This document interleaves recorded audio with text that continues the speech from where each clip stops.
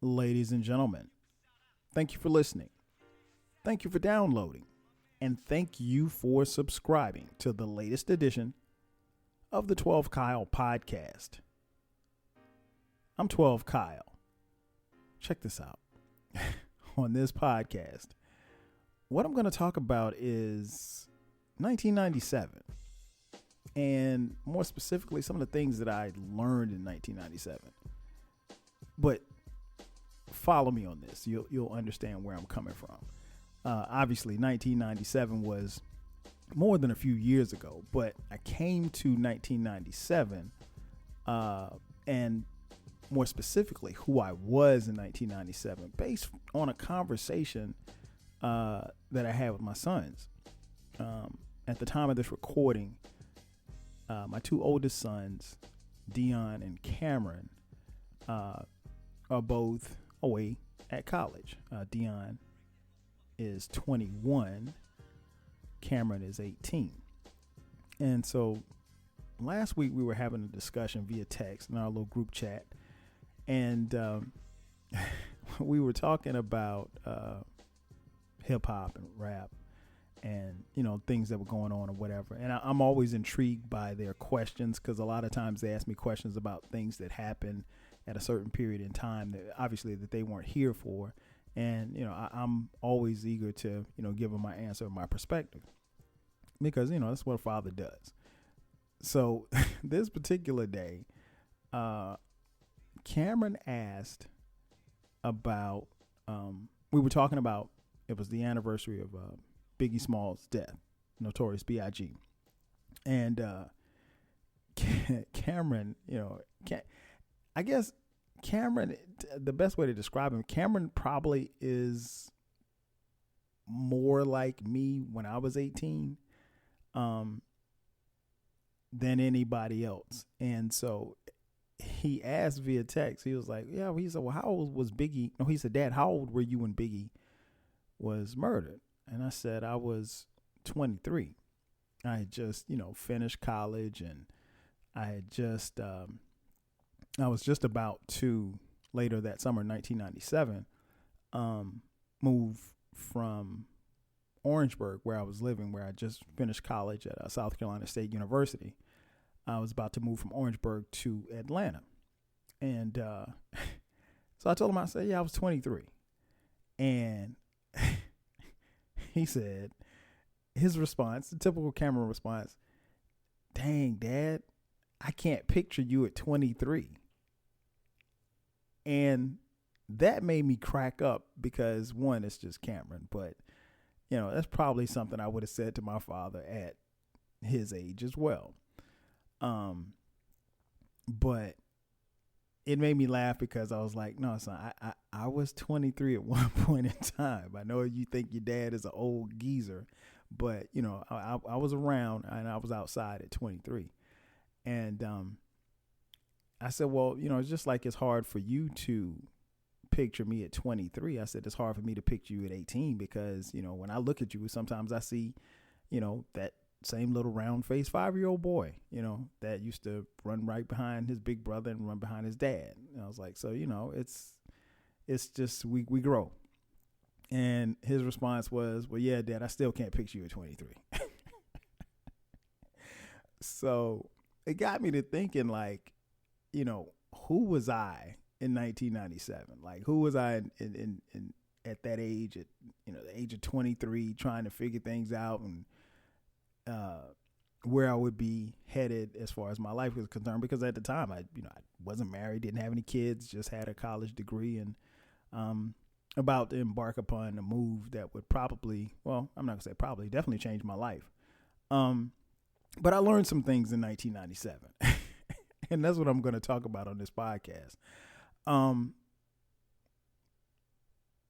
of the things that I learned in 1997 was that the streets are different. And I mean, the streets are really different. As many of you know, well, maybe you don't know, I grew up in Florence, South Carolina. And Florence isn't a big place. I mean, maybe 70, 80,000 people maybe at this time. And it wasn't that big back then either. But, it's probably more people in Decatur than it is in Florence. So, it's, it's a different type of lifestyle. I mean, I grew up in an area where, everybody pretty much knew each other. And if you didn't know somebody, you knew of their family or their cousins or somebody like that. And so, obviously going from a small town to a major metropolitan city, it's an adjustment. And so, as I mentioned on the podcast before, I did not make this move alone. Ironically, when I moved here, I would be moving with one of my best friends, my boy that I grew up with, who, lived around the corner from me in Florence growing up, my boy Jay Fresh. So Fresh and I were going to move here and get a spot and, start on with our lives, I guess. He had just graduated college too as well. So we were moving here. So in our decision to move here, we had to obviously find a place. So we were like, all right, man, let's go. Let's take it to the A1 weekend, and we need to try to find a place. And we said we were going to do it in a weekend. We just wanted to pick one particular weekend. We were going to find a place. Now, keep in mind, we didn't have jobs. So I think you have to have a job first. But I was actually interviewing. So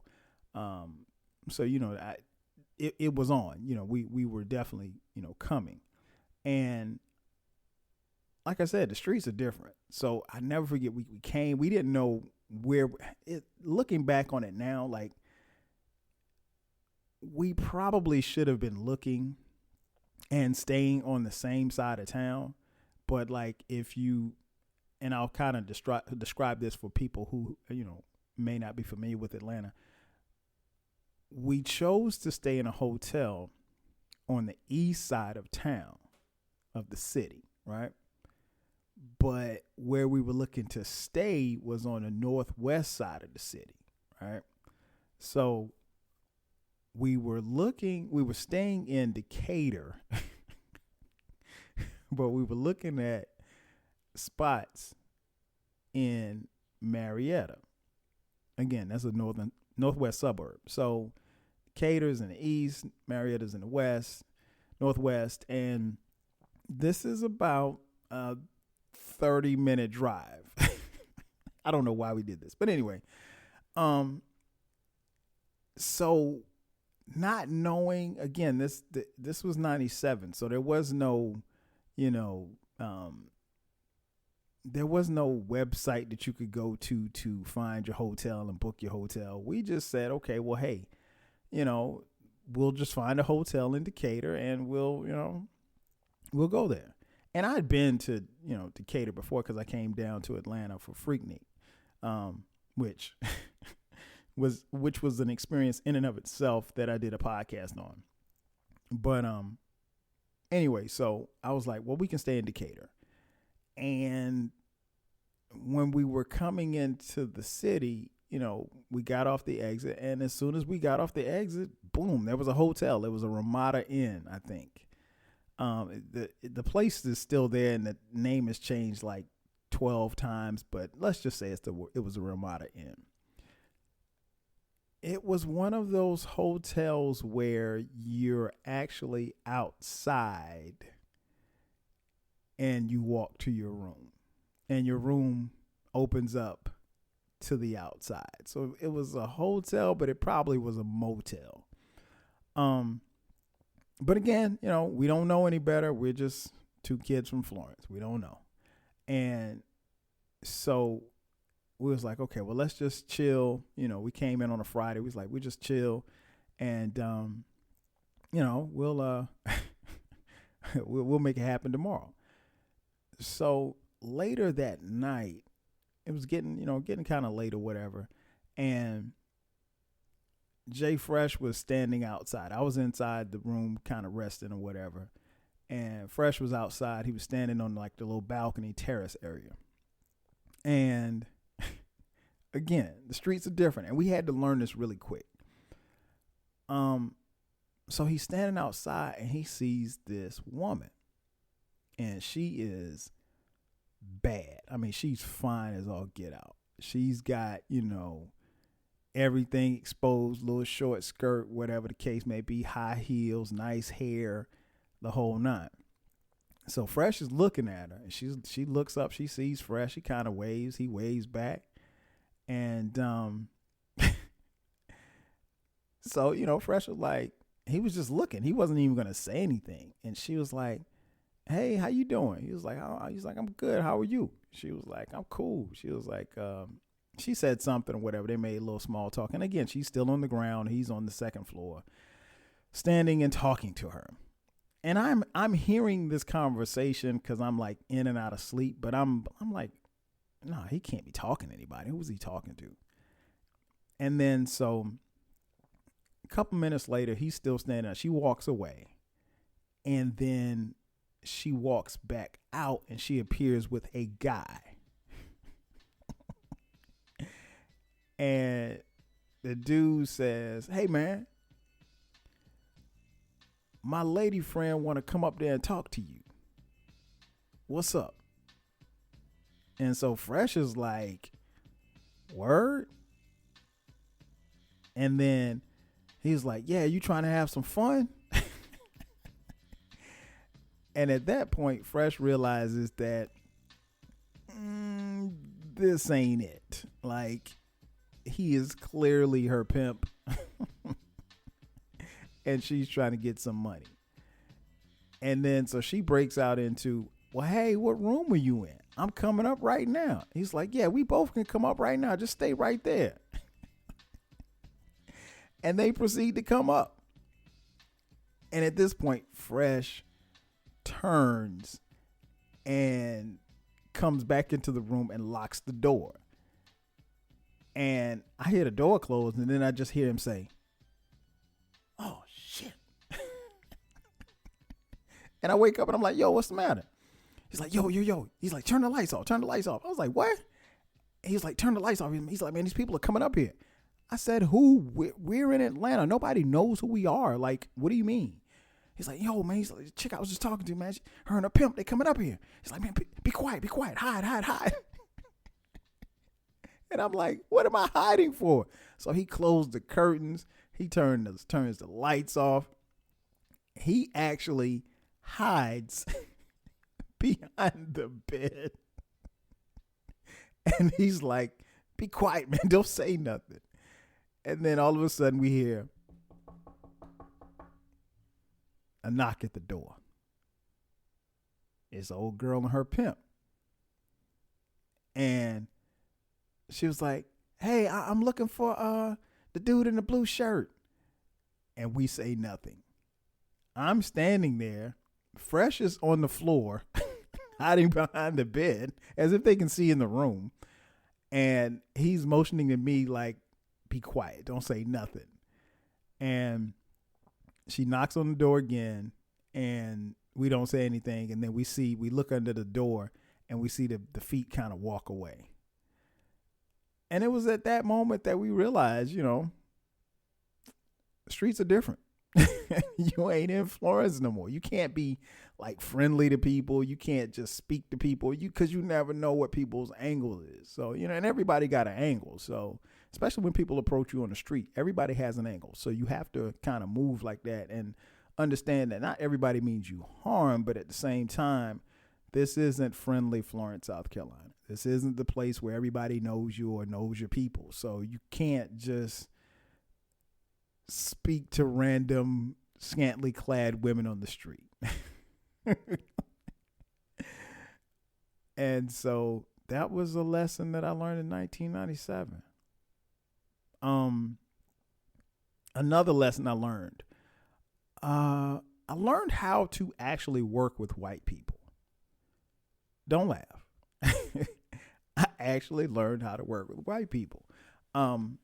So I didn't really spend a lot of time with white people. I mean, I went to school with white folks. I think I had a friend or two, And I mean friend, not associates, but I had plenty of associates. But I went to a predominantly black high school. My high school was probably about 90-10. Shout out to Wilson High School. And so I didn't really, spend a lot of time with white people, to be honest. My mentor in high school was white, but, outside of him, I really didn't. And it wasn't like any type of prejudice thing, but I just didn't. I lived on the black side of town. I had a black neighborhood, and that's how it was. So, coming to Atlanta was going to be different because obviously I was probably going to be around and maybe live around white people. But I definitely was going to have to work in some type of corporate setting at some point with white folks. And so by the time we actually moved here, I think we got the apartment.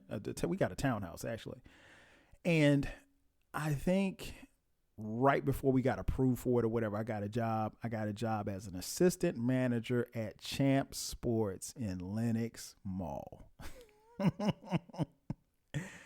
And this was when Lenox Mall was like popping. I mean, if you're familiar with Atlanta, if you've been to Atlanta, you've probably been to Lenox Mall. Lenox Mall at that particular time was the place to go. It was the place to see people, see celebrities, everything. Nowadays, you might want to take a bulletproof vest if you go to Lenox, but that's another subject for another day. But yeah, I got a job as assistant manager. So my manager was actually a white lady named Carla. Now, at this particular time, this is only the second job that I've had. I got a job as a assistant manager at a video store in Orangeburg when I was there. And my managers were white, but to be honest, I didn't work side beside them. And so, they were in and out because we had different stores. So it wasn't like I was, with them every day. But at Lenox, I was going to have to be, reporting to a white manager. And her name happened to be Carla. And so this is a first for me. Not only am I working with white people, but I'm actually reporting to a white woman. And this is a different space. Especially after having gone to a black high school and then South Carolina State University, which is a historically black college. So I didn't know what to think. Like, I was like, I don't know. But I will say this. When I interviewed for the position, I seemed to have a pretty cool rapport with Carla. So I was like, okay, she's cool.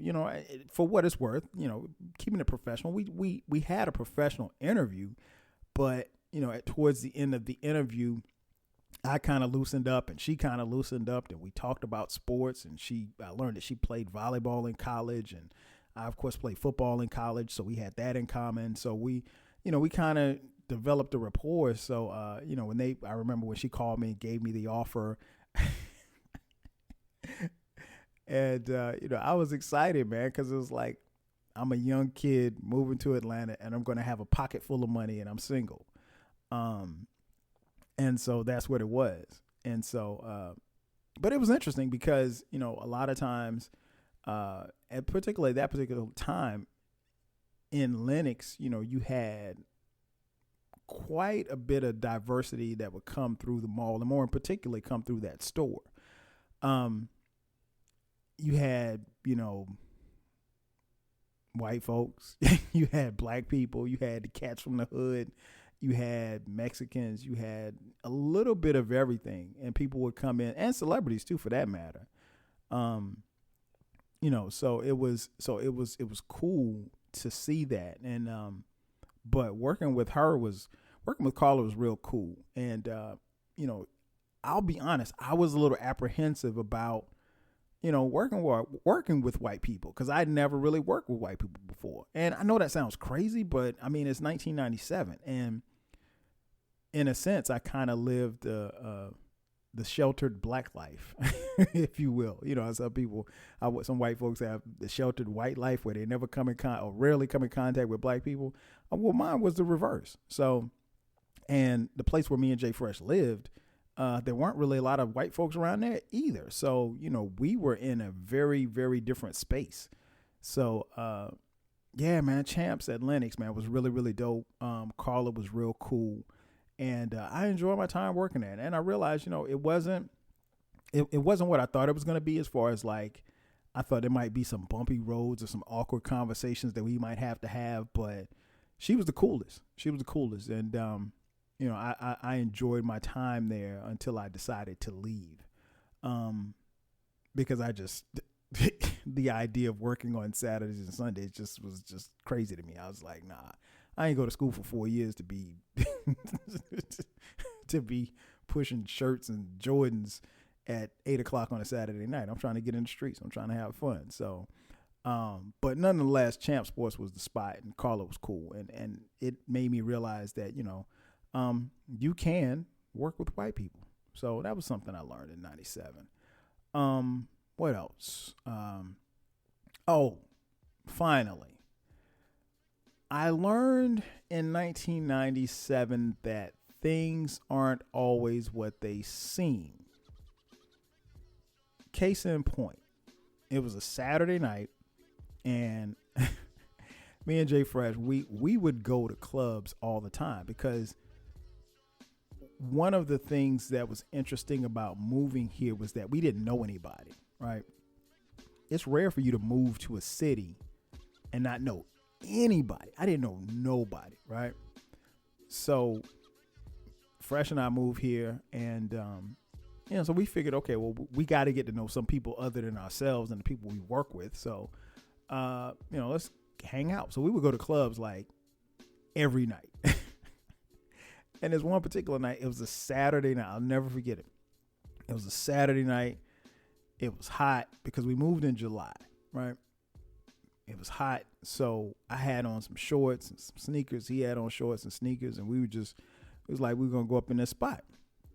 And so we were, I think the night before, we had gone to we went to a club that had salsa night. And so we literally were the only black men in the club. And so, and looking back on it now, it probably looked like we were trying to pick up, you know, some Mexican women. But that wasn't the case. Like, we just didn't know. We just heard, okay, it's salsa night. You know, it's like, okay, we ain't really into that kind of music, but hey, you know, let's do something different. So we went. And yeah, we were literally the only two black dots in the whole damn spot. But anyway, on this particular night, Saturday night, it's hot. So we go downtown, right? So we're driving down, riding down Peachtree Street, and we drive past this spot, right? And it's a long ass line. And so I didn't even see it. Fresh was like, yo, let's go in this spot right here. I did not suggest it because I didn't even see, all I saw was a line. I didn't know where these people were going, right? So, so we park up. We park, and then we say, okay, well, we're going to go get in line. So, you know, to this day, I don't like standing in lines. I hate lines. I've always hated standing in lines, but, you know, it is what it is. So we're standing in line, and we're obviously at the back of the line. And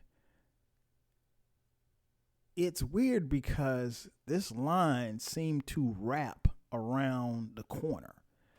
And, you know, I didn't like that, but I was like, okay, it's, you know, it's whatever. So, and the line seemed to be moving pretty quickly. So I figured that, okay, hey, it's Atlanta, you know, they're probably, you know, you would think that they're using some type of security, patting cats down, going into the club, and, you know, whatever. And so we're moving closer and closer. And so we get about halfway, and I noticed that everybody in the line that we were standing in were men. Now, there's nothing wrong with that. I mean, it didn't shock me or anything like that, because I went to plenty of parties and clubs and stuff when I was in college at South Carolina State. And, we used to go to this one club, and, sometimes if the lines were long, they'd have ladies in one line, fellas in another line. So I was used to that. So I automatically assumed that that's what it was. And I think Fresh, thought the same thing. I mean, it's 97. We don't have cell phones. There was no internet. So it wasn't a way for us to text each other or text somebody and say, hey, what about this club here? So we're standing in line. And like I said, I kind of make that observation, but I'm really not paying attention. But I did, about halfway up, I did realize that there was just only men in this line. And again, I assumed that there was a ladies' line on the other side, because there were so many people out there, I couldn't really tell. And this, from the outside looking in, this looked like a club that you wanted to get into, because it looked like it was jumping, right? So we get a little closer, and then I see a guy come out of the club, and he's mad or whatever like that. He's talking to somebody. And at first glance, I really wasn't paying attention to what he had on, but I overheard his conversation. And his conversation led me to believe that, he was gay. And that was cool, because, I mean, I have friends who are gay. I know gay people. I mean, like, it's no big thing to me, right? I don't care what people do. But I just, we're probably in Atlanta. We might have been there a month at this point. We don't know anybody. We don't know where we're going. We just get in the car and just go. And so the guy's conversation, I'm kind of ear hustling a little bit. I hear his conversation. It kind of throws me off a little bit. I'm like, okay. And then I look around the line, and I'm looking around, and I see a couple of guys in like ripped up shorts, and one dude had on like some, for lack of a better term, some Daisy Duke shorts. And the guy in front of us, he kind of turned around, and he had on a ripped up t-shirt. And I was like, this is interesting. And I just automatically went to the assumption that they were gay, but it did not dawn. I just figured, okay, well, hey, it's gay guys going into this club. It's no big deal.